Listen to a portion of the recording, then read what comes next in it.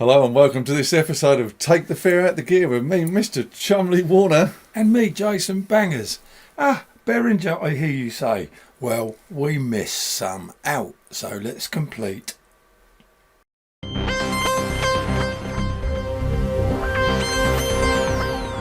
Yeah, I thought, we completed all the modules and... We all thought. What film was that? We all thought that the sax were a good idea. Right, that's all I'm going to say. But we actually did miss some out, didn't we, Chumley? Well, we did miss some out, quite a few. Yeah, there's a few that's just slipped through that Behringer net. So, without further what's a name, let's just do this. It's now time for... It's that time. Chumley Stats. It's that time again, Chumley. So the first one we've got is it's called the UB1 Spirit, which is it's like the Oberheim OBXA that Behringer are doing a clone of. You try saying that after you've had some spirit. And this is like a mini version of that. So it's another one of those little mini synths they're going to bring out. So that's that one. Then there's this one I didn't heard of this one. It's called the 2XM. 2XM. Yeah, which kind of makes sense. What it is, it's like it's a version of the old SEM2 synthesizers, which are very collectible now. So Behringer are going to do like a synth version of that, Which will be wonderful. This one's got a kind of Spanish flavour with an American twist. Little lemon twist. This one, this was originally Moog or Moog. Moog, I say. And what this was, Moog had these bass pedals. They were like a bass pedal synthesizer. So Behringer have come up with their own clone of it, and they call it the Toro. Oh, wow. I say Moog because there's two O's. If there was M2 O's, it would say Moo. If there was M1 O, it would say Mo. You know what I mean? Yeah. Sort of. So, a Toro.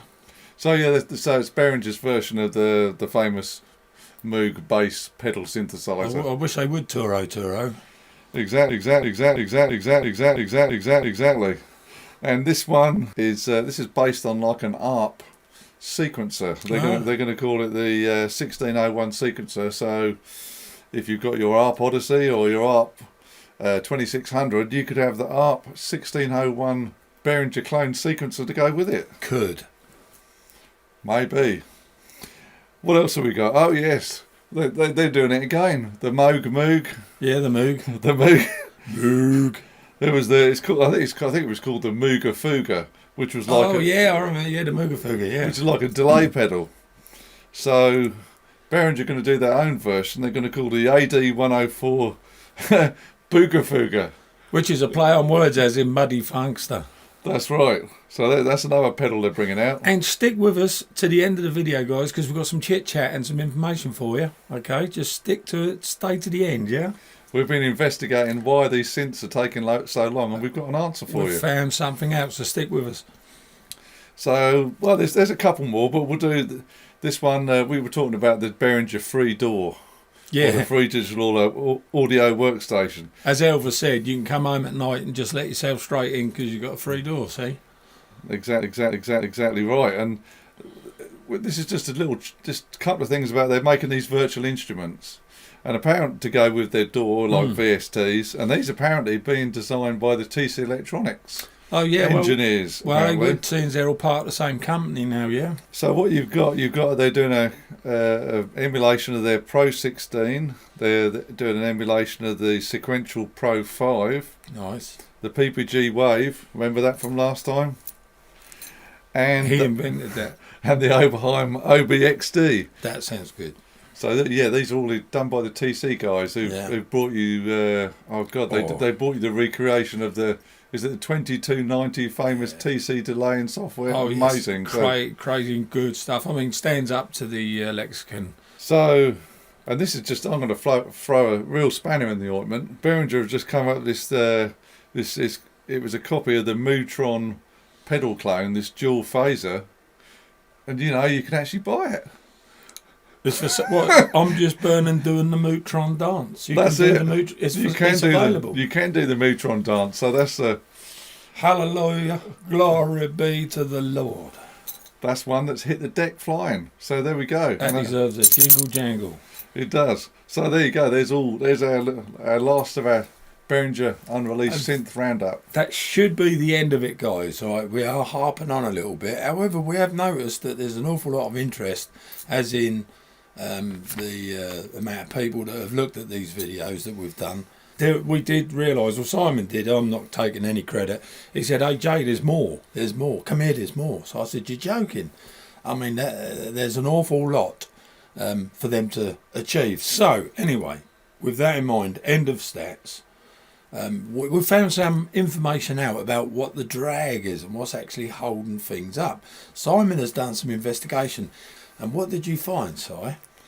Well, apparently the one of the major reasons why there's a chip shortage is the production of neon gas. Yeah, and we kind of assumed this might have something to do with it, i.e. where Simon's about to go country-wise.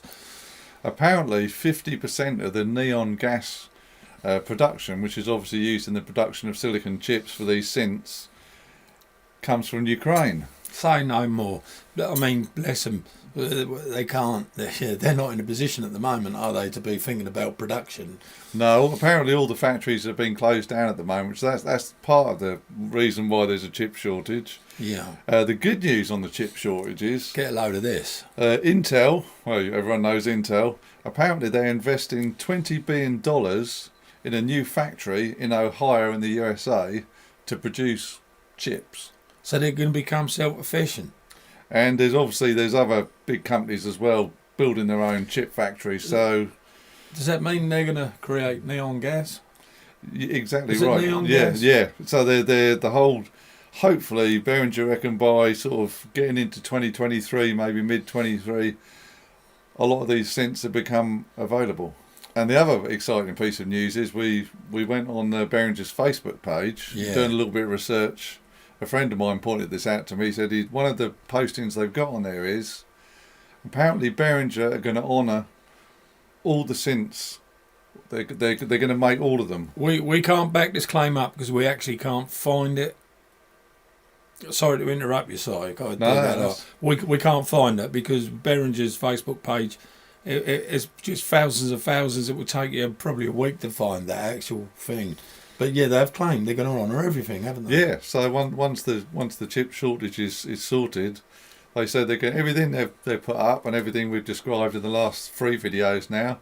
They're going to make. But you know what the good news is? Go on. We've got plenty of time to save up for all those synthesizers because it could be a bit expensive, the amount of good stuff that's coming. Yeah, there's that. So hopefully we've brought you some good news. All right, we've shown you a few more modules and things that we missed out. Hopefully there's no more, so we won't have to make any more Behringer videos. Not about these things that don't exist yet. The things that might be and can possibly be one day, but at the moment they're not. Now we know why. We kind of got it from the horse's mouth, didn't we? And one last thing we can do for you, we'll put a link in the description because there's a website that lists all their unreleased synths and a little bit of blurb about each one. So if you want to go in a bit more depth about what's coming up, we'll put that in the description for you. Yeah, what is it? So anyway, what is it? Because I haven't seen it. It's the Music Tech magazine. All it is, they've done like a whole list of all the unreleased synths, and there's a little bit of, description of each one. So depending on what you're interested in buying, there we go. Brilliant. On that note, guys, we hope you've enjoyed that little Behringer thing from me, Jason Bangers. That take the fair out of gear. It's goodbye from me, and please hit the subscribe and help us out. And for me, Mr. Chumley Warner, please like, share with your friends, and go for it. Click the bell. We'll see you on the next one. Ciao for now.